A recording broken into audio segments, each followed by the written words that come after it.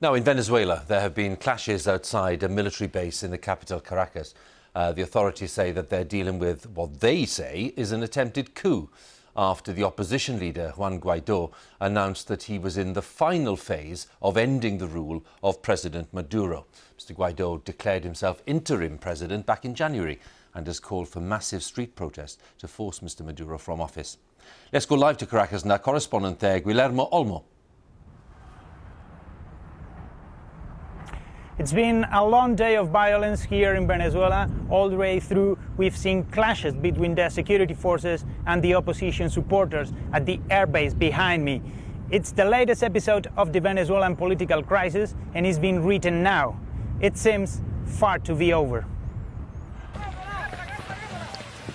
It started this morning, with tear gas fired at a dozen protesters on a bridge in Caracas.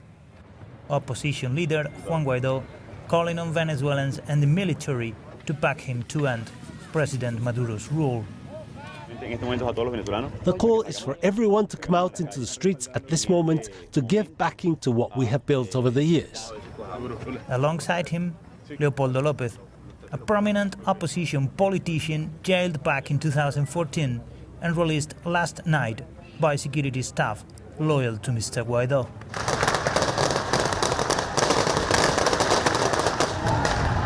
Throughout the day, tensions rose. A growing crowd of protesters throwing rocks at the military base in the capital. The situation now is quite unclear, quite uncertain. We've seen all around how protesters are throwing stones and anything they can use as projectile against the National Guard, and the National Guard is using all the means they normally use. They are throwing gas canisters and they are also throwing pellets. The Venezuelan people have taken to the streets because the President Juan Guaidó has called us to support him. We were asking him to take the first step.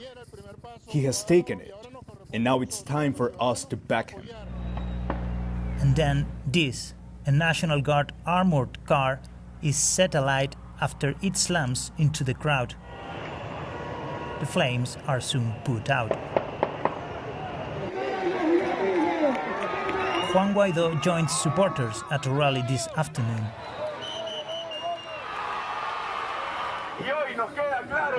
Thousands lining the streets.